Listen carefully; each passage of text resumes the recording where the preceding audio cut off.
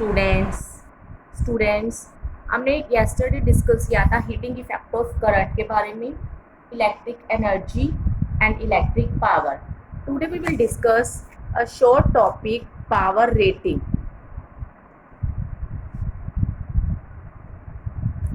Power rating क्या होती है इलेक्ट्रिकल अप्लायंस की? पावर रेटिंग का मतलब है इलेक्ट्रिक अप्लायंस की कि इलेक्ट्रिक अप्लायंस एक सेकंड में कितनी इलेक्ट्रिक एनर्जी को कंज्यूम करती है। It is the electrical energy consumed by the electrical appliance per second when connected across the particular voltage. जब हमें पर्टिकुलर वोल्टेज देते हैं तो आपके पास जो इलेक्ट्रिक अप्लायंस है वो 1 सेकेंड में कितनी एनर्जी कंज्यूम करती है, that is the power rating of the electric power, और you can say power rating. Power rating is simply electric power. तो आप कैसे है कि आपके पास कैसे हम करेंगे पावर रेटिंग को निकालने के लिए? आपने क्या किया, एक बैटरी ले ली, ठीक है, और एमीटर। हमने एक बल्ब है, बल्ब की क्या निकालनी है, बल्ब की पावर रेटिंग निकालनी है। बल्ब की पावर रेटिंग निकालने के लिए हमने इसको बैटरी से कनेक्ट कर दिया और एमीटर से कनेक्टेड कर दिया, ठीक है। और इसके साथ पैरेलल में हमने क्या लगा दिया, voltmeter is always connected in parallel and ammeter is connected, ammeter and battery are connected in series with the lamp, ठीक है। यहाँ से आपके पास करंट आई, ठीक है। अब यहाँ से जो है ये वोल्टमीटर क्या मेजर करेगा, आपका वोल्टेज, एंड एमीटर क्या मेजर करेगा, करंट। तो पावर रेटिंग हम निकाल सकते हैं। हमने पावर का फॉर्मूला किया था V × I by noting the voltage and current, ठीक है। This is the power rating of the electric lamp, P = VI। तो power rating is simply the electrical energy consumed per second by the electric appliance. Next we will do power consumption in a combination of appliances. Power consumption in a combination of electrical appliances. हम electrical appliances को parallel में भी connect कर सकते हैं और series में। तो पहले हमने क्या किया, हमने सीरीज कॉम्बिनेशन में लगाया है। तो पावर कंजप्शन निकालेंगे हम इन सीरीज।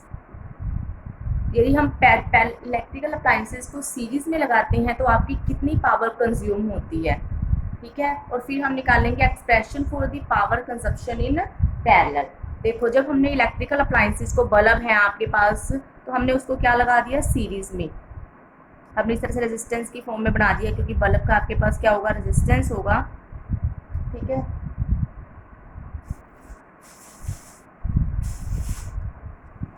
ये आपकी 3 इलेक्ट्रिकल अप्लायंसेस हैं जिनको मैंने कनेक्ट कर दिया सीरीज में with a particular voltage V। अब देखो, हमने सीरीज में किया था, तो सीरीज में आपके पास क्या रहता है, वोल्टेज क्या रहती है आपकी, सेम रहती है।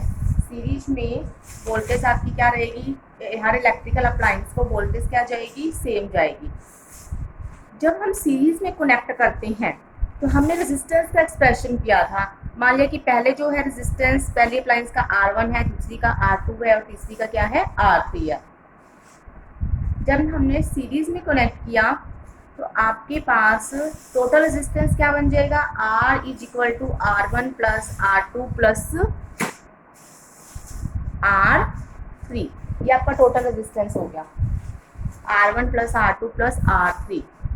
अब आपके पास पावर का क्या एक्सप्रेशन है, हमने पावर निकालना है। पावर क्या है, आपने सीरीज में लगाया, सीरीज में क्या सेम रहता है, आपका वोल्टेज सेम रहती है।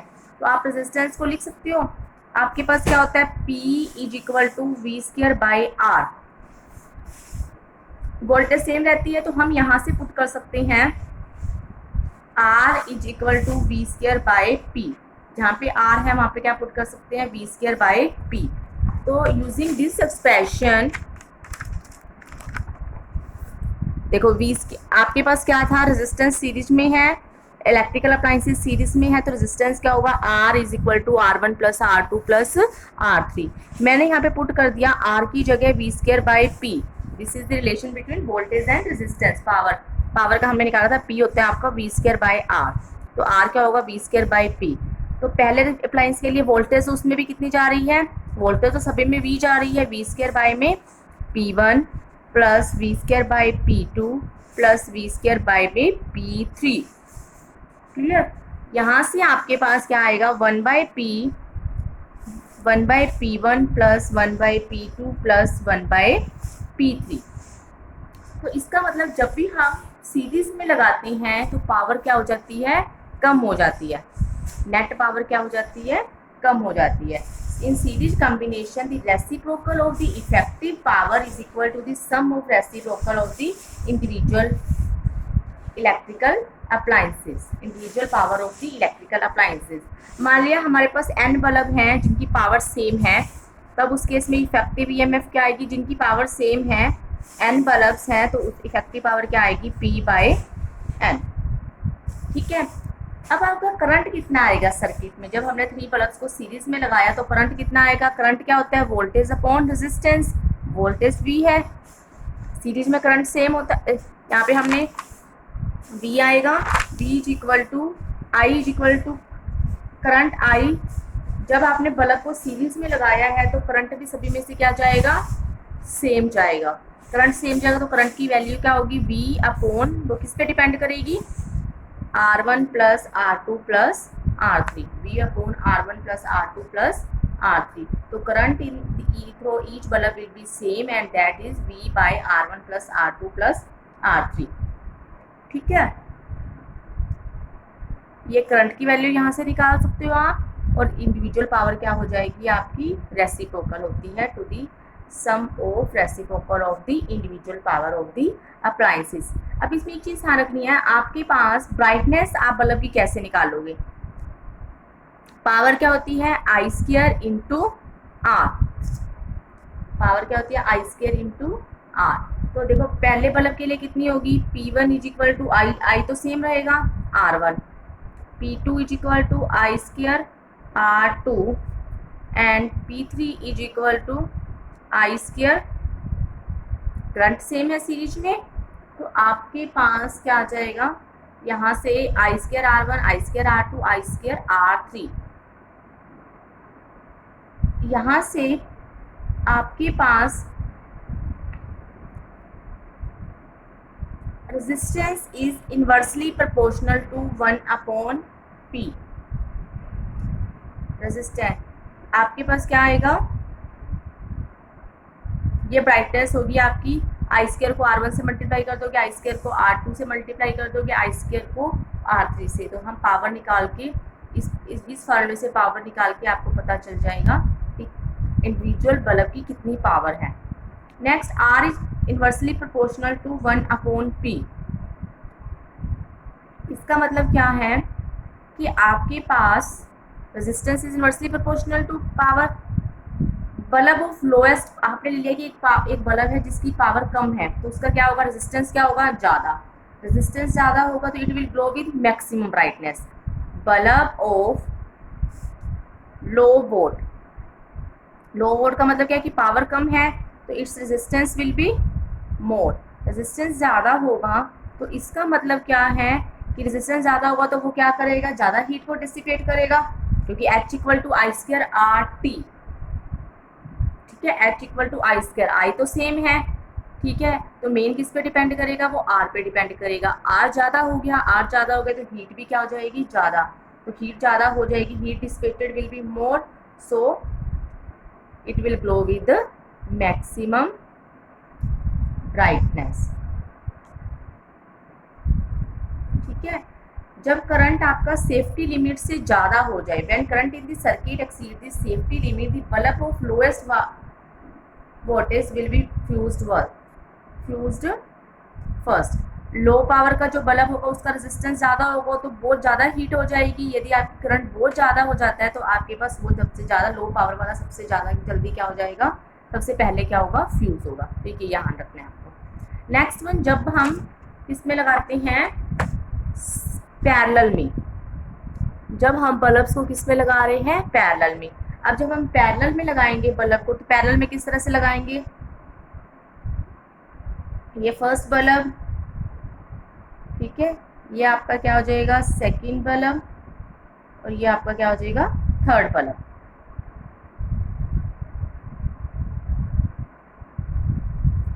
P1, P2, P3, यहाँ से इसको कनेक्ट कर दिया वोल्टेज से। अब आपको पता है जब भी हम पैरेलल में लगाते हैं तो पैरेलल में आप फॉर्मूला लिखो रेजिस्टेंस का। पैरेलल में रेजिस्टेंस क्या होता है आपका, रेसिप्रोकल होते हैं। तो आपने किया था 1/R is equal to 1/R1 plus 1/R2 plus 1/R3, ठीक है, 1/R1 plus 1/R2 plus 1/, resistance क्या आएगा पहले बल्ब का, पैरेलल में वोल्टेज सेम जाएगी, R1 is equal to P equal to V square by P learn करना है आपको, P is equal to V square by R, तो R1 क्या आएगा, V स्क्वायर बाय में P1, वोल्टेज सेम रहेगी तो V square bye P1, R2 की वैल्यू क्या आएगी, V square bye P2, and R3 की वैल्यू क्या आएगी, V स्क्वायर बाय में P3। इन सब की वैल्यू को इसमें पुट करेंगे तो आपके पास क्या आ जाएगा, R क्या होगा, V स्क्वायर बाय P।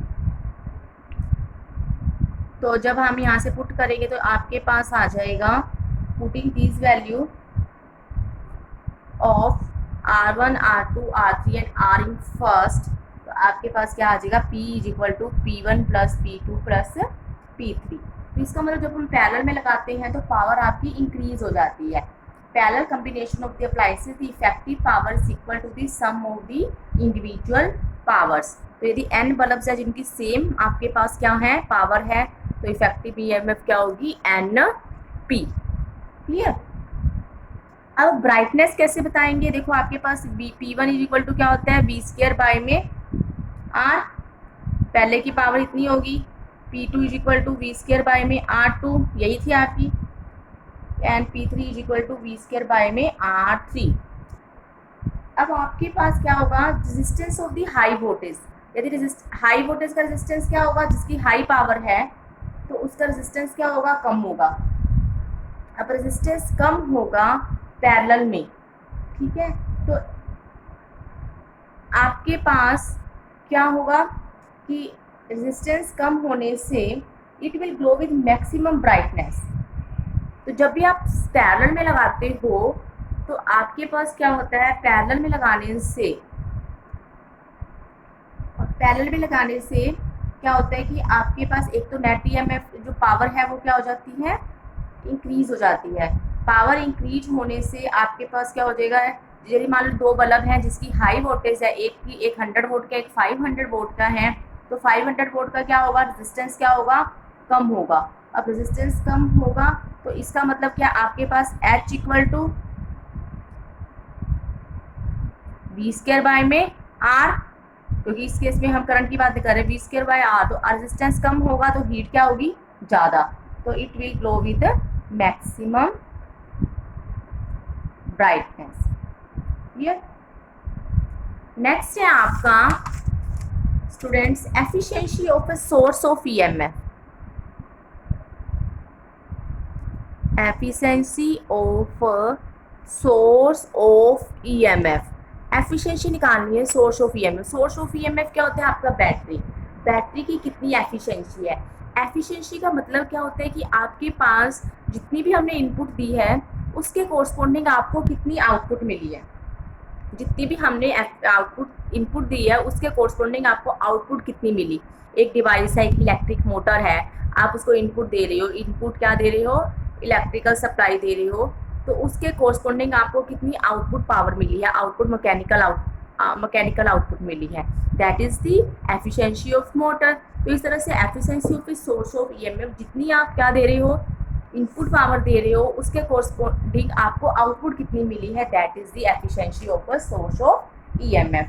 तो efficiency of a source of EMF is the ratio of output power to the input power, to the output power to the input power और आउटपुट पावर का ratio होता है कि input के corresponding आपको output कितनी मिली है, that is the efficiency of a source of EMF. तो मान लो देखो आपके पास सोर्स ऑफ ईएमएफ मतलब बैटरी की ईएमएफ कितनी है, ई है, उसके कोरस्पॉन्डिंग आपके पास वी वोल्टेज ड्रॉप हो रहा है, तो आउटपुट मान लो वी आई हुआ, इनपुट आपने कितनी दी, ई आई। ठीक है, एक आपके पास है battery source of EMF battery है जिसकी ईएमएफ ई है, इंटरनल रेजिस्टेंस मान लिया आर है, उसको हमने कनेक्ट कर दिया रेजिस्टेंस आर से। जैसे कि इस तरह से हम डायग्राम बना सकते हैं कि एक आपके पास बैटरी है जिसकी ईएमएफ ई है, यहाँ पे एक्सटर्नल रेजिस्टेंस आर और इसका इंटरनल रेजिस्टेंस आर है। ठीक है, यहाँ से इसके अक्रॉस वोल्टेज ड्रॉप हो रहा है वी का और इसमें करंट कितना जा रहा है, आई। तो आपके पास आउटपुट पावर बाय में इनपुट पावर, तो यहाँ से क्या आ जाएगा, वी अपॉन ई। वी क्या होगा आपका, आई आर, और ई क्या होगा, I R plus R, total internal I R plus I R, तो आई से आई कैंसिल, तो यहाँ से आ जाएगा R by R plus R. ठीक है, तो ये हम एक्सप्रेशन निकाल सकते हैं for the efficiency of a source of EMF. Now we will do maximum power theorem. Maximum power theorem, maximum power theorem आपको क्या बताती है कि it states that output power of a source of EMF, maximum power का मतलब है कि output power maximum कब होगी, आउटपुट पावर मैक्सिमम कब होगी, जब आपका internal resistance is equal to the external resistance. ये हमें स्टेट करती है output power of a source of EMF. Input तो हम देंगे, आउटपुट पावर जो सोर्स ऑफ ईएमएफ देगा that is maximum when capital R is equal to small R, मतलब internal resistance of a cell is equal to internal resistance of a source of EMF is equal to the external resistance. ठीक है, तो आप निकाल लो इसमें से क्या निकालोगे, करंट सर्किट से कितना आएगा, यहाँ से करंट निकाल लेते हैं। आई की वैल्यू क्या आएगी, टोटल ईएमएफ बाय में टोटल रेजिस्टेंस, टोटल रेजिस्टेंस क्या होगा, R plus R, EMF E थी, total resistance R plus R. तो पावर आउटपुट कितनी होगी, पावर क्या का फॉर्मूला निकाला था हमने, आई स्क्वायर आर, तो यहाँ से आई की वैल्यू पुट कर दो, ई बाय, यहाँ से इसको सोल्व करोगे ई स्क्वायर आर बाय में आर प्लस आर की स्क्वायर। इसको मैं इस तरह से लिख सकती हूँ, ई स्क्वायर आर बाय में आर माइनस आर की स्क्वायर प्लस 4 आर। तो power output will be maximum, maximum कब होगी, जब R is equal to R. यहाँ से आ गया power output will be maximum when R minus R, ये क्या हो, जीरो हो, R is equal to R. तो अब यहाँ से मैं पुट करूँ तो मैक्सिमम वैल्यू क्या आएगी, मैक्सिमम आउटपुट पावर को क्या लिख सकते हैं, ई स्क्वायर आर बाय में, यहाँ पे मैंने इसको पुट कर दिया आर, ये तो हो जाएगा 4 आर, ये कैंसिल हो गया, तो E square by 4 R. This is the maximum power output of the source. ठीक है, this is the maximum power theorem. Output power will be maximum when internal resistance is equal to the external resistance. हमने current की value को note किया, current से हमने power निकाल ली, और power will be maximum when R is equal to R. This is given by E square by में 4 आर। ठीक है स्टूडेंट्स, आपको इतना ही याद करना है और इसके नोट्स बनाने हैं, और ये नोट्स आप सभी स्टूडेंट के लिए मैंडेटरी है कि मुझे सेंड करने हैं। Thank you students.